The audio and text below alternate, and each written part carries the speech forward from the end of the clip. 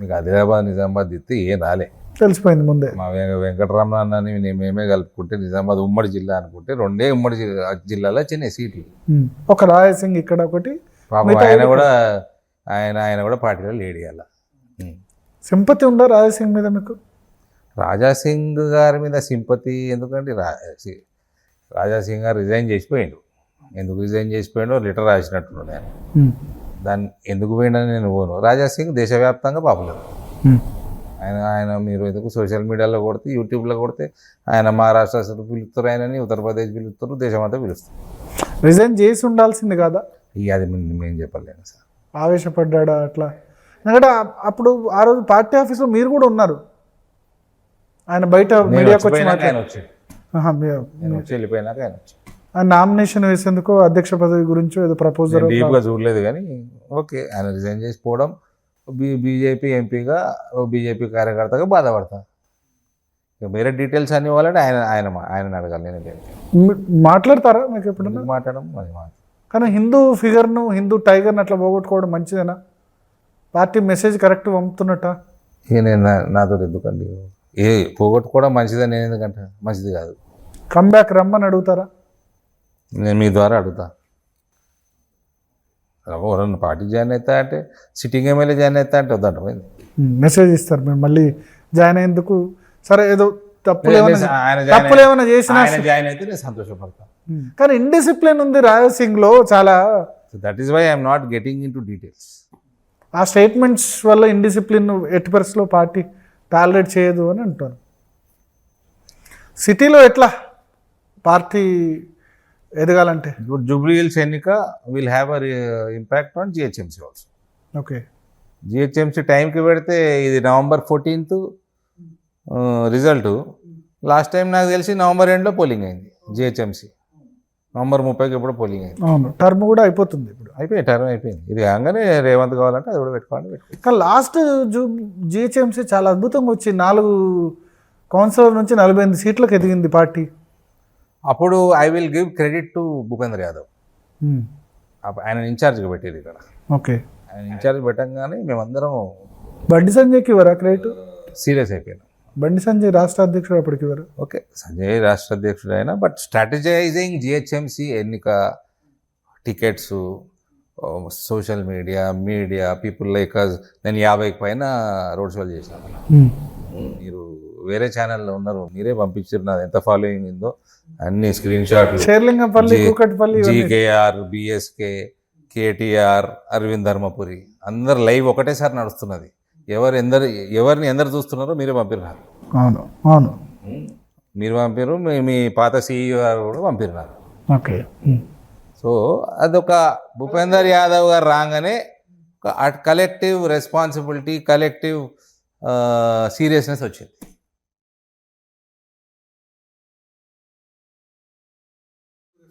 నాకెట్లా తెలుస్తుంది సార్? అంటే కలెక్టివ్ వస్తేనే కదా పార్టీ ఇట్లా గెలిచేది. అంతే కదా. దుబ్బాకలో కలెక్టివ్ వచ్చింది, హుజరాబాద్లో కలెక్టివ్ రెస్పాన్సిబిలిటీ వచ్చింది, మునుగోడులో కూడా వచ్చింది. బట్ టీఆర్ఎస్ అప్పుడు అధికారంలో ఉండే 101 మంది వాళ్ళందరూ రెడీ ఉన్నారు, దగ్గరకు వచ్చింది. నల్గొండలో 87,000 ఓట్లు రావడం తక్కువేం కాదు రాజగోపాల్ రెడ్డి. ఇప్పుడు ఈ ఎన్నికలు అన్నీ మనం మాట్లాడితే ఇందులో ఒకటి చాలా గమనించాల్సింది ఏంటంటే GHMC Congress was invisible, completely invisible. Dubbaka deposit వచ్చిందా? రాలే. హుజురాబాద్ డిపాజిట్ వచ్చిందా? డిపాజిట్ వచ్చిందా? 9 నెలలు కాగానే గవర్నమెంట్ వచ్చింది. బీజేపీ ఓటు అంతా కాంగ్రెస్ పోయింది. గవర్నమెంట్ 6 నెలల్లో మీరు వేసుకున్న గవర్నమెంట్ వచ్చింది. ప్రజలు ఎప్పుడు ఎవరికి వేయాలో. అందుకే చెప్తున్నా, తెలంగాణలో భారతీయ జనతా పార్టీ 80 సీట్లు గెలవడం పెద్ద పని కాదు. ఈ సమయం వేస్ట్ చేయకూడదు. ఈ సమయంలో క్యాండిడేట్లు, క్యాడరు ఏం వేస్ట్ చేయకూడదు. కానీ నేను మొన్న ఒక రాజకీయం ప్రతిరోజు యుద్ధమే. నేను ఒక సంఘ ముఖ్య నేతతో మాట్లాడుతూ ఆయన ఏమన్నారంటే రాజకీయాల్లో 2 టైమ్స్ ఉంటాయి, ఒకటి వార్ టైం, రెండోది peace time. There is no peace time in politics. నేను ఎవరు ఆయన పేరుతో నేను లేదు కానీ there is no peace time. అందుకనే రామచంద్రరావుని అధ్యక్షుడిగా భారతీయ జనతా పార్టీలో అస్సలు లేదు. నేను కాంగ్రెస్లో చూసిన గెలవంగానే హనీమూన్ ఉంటుంది వాళ్ళకి 6 నెలలు. బీజేపీలో అని లేదు మూను లేదు ఏం లేదు. ఇలా గెలిపితే సాయంత్రం స్వీట్లు పంచుకోవాలి, పేడాలు, పొద్దున్న లేస్తే మళ్ళీ గదే రోడ్ల మీద తిరగాల్సిందే. బుర్రకు పని పెట్టాల్సిందే, శరీరానికి పని పెట్టాల్సిందే. బీజేపీకి ఏంది పీస్ టైం అండి? There is no peace time. We're an ideological party. Till your ideology is achieved 100%, there is no peace time. అందుకని అధ్యక్షుడు అందరినీ కలుపుకొని వెళ్ళాలి. దేశ డెమోగ్రఫిక్స్ మారిపోతున్నాయి. How can we have peace time? It is silly, very silly. Anybody saying that is peace time. When your country's demographics are changing and your entire law and order, many central bills pass అయినా implementation state గవర్నమెంట్ల చేతులు ఉన్నప్పుడు peace time ఏందండి? అసెంబ్లీలో పట్టుమని 10 సీట్లు లేవు, peace time ఎక్కడికి వెళ్ళి వస్తుంది మీకు? ఏం పీస్ టైం? వార్ ఫుటింగ్లో వారే కంటిన్యూస్గా వార్ చేయాల్సిందే. అంతే కదా. బీజేపీ అయితే అసలు పీస్ టైమే లేదు. బీజేపీ ఎన్నిక గెలవాలనో సర్కార్ ఫామ్ చేయాలనో, okay, this is the process. But end of the day your ideology is much bigger. అది ఇంప్లిమెంట్ కావాలి కదా. దగ్గర లేవు, డెమోగ్రఫిక్స్ మారిపోతున్నాయి, రివర్స్లో పోతుంది. సీరియస్ ఇష్యూస్ చాలా రివర్స్లో పోతున్నాయి. అంటే లైక్ డెమోగ్రఫిక్స్ మారుతున్నాయి అని చెప్తున్నా కదా మీకు. అంటే జనాభా తగ్గుతుందంటారా? డెమోగ్రఫిక్స్ అంటే హిందువుల జనాభా తగ్గుతుంది, అట్లాంటి ఇష్యూస్ ఉన్నాయి. అది కూడా కదా మోస్ట్ ఇంపార్టెంట్ కాదా? క్రిస్టియానిటీకి కన్వర్ట్ అవ్వడం లేకపోతే అట్లా అంటారు. కన్వర్షన్ అవ్వడం I'm against conversion. But Christianity తోటి మీకు హిందువులకు వచ్చిన నష్టం ఎక్కడ నాకు కనబడలే. ఇస్లాం లాగా రాడికల్ టైప్ వాళ్ళు ఉండరు. ప్రాబ్లం ఇస్లాంతోనే రాడికల్. There more radical. ఇప్పుడు మీ నిజామాబాద్లోనే ఏదో పోలీస్ కానిస్టేబుల్, ఇస్లాంలో కూడా వర్గాలు ఉన్నాయి, అందులో ఒక వర్గం రాడికల్ ఉంది. ఏ వర్గం? ఇప్పుడు మీరు పేర్లునే షియాలు అంత ఉండరు. They are not radical, they are more liberal. కానీ అరవింద్ కేవలం ఈ ఒక మతాన్ని టార్గెట్ చేయడం వల్లనే ఇట్లా హిందూ ఓటు బ్యాంక్ క్రియేట్ చేసుకోగలిగారంటారు. వాళ్ళని ఓటేయమంటాము. మీకు ఇల్లు కట్టించిండు మోదీ, ఆవాస్ యోజనలో మీరు మీ జనాభా పర్సంటేజ్ కంటే ఎక్కువ ఇండ్లు వచ్చినాయి దేశంలో. మీకు రేషన్ వస్తుంది ఇంట్లోకి. మీకు ఆయుష్మాన్ భారత్ కోట్లాది మంది ముస్లింలు లక్షలాది రూపాయలు వాళ్ళకు బెనిఫిట్ దొరికినాయి. మీకు నరేంద్ర మోడీ స్కీమ్ డ్వాక్రా, మన ఇప్పుడు అదే సెల్ఫ్ హెల్ప్ గ్రూప్స్, వాళ్ళలో ముస్లిమ్స్ చాలామంది ఉంటారు. నా నిజామాబాద్ పార్లమెంట్లో 6,300 కోట్ల లోన్లు ఉండే 2024 ఎలక్షన్ టైం వరకు. మరి మీకు ఎందుకు పడవు? 6%, 7%. అది 6% కూడా ఎందుకంటే ఈ స్టేట్ గవర్నమెంట్ ఇయ్యక, లేకపోతే పావులా వడ్డీ అంటే ఎంత? 3%. అదే 4%.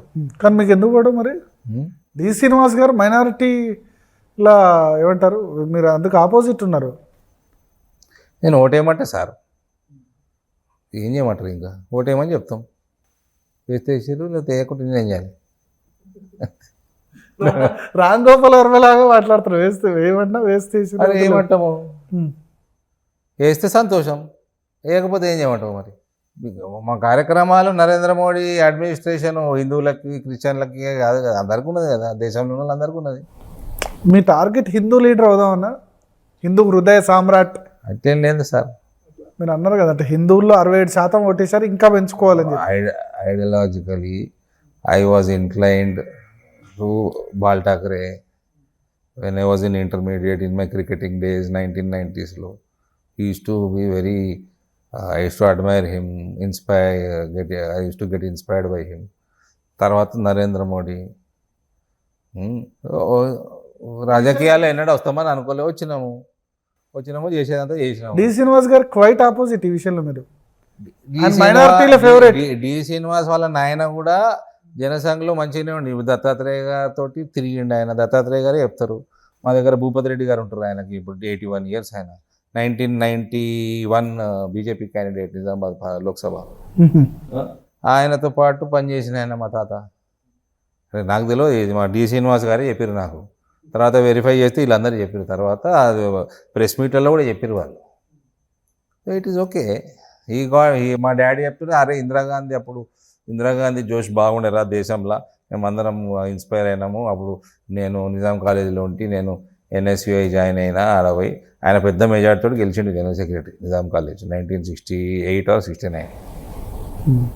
So that is how. నేను ఎప్పుడు రాజకీయాలకు ఎప్పుడు దూరం ఉంటుండే.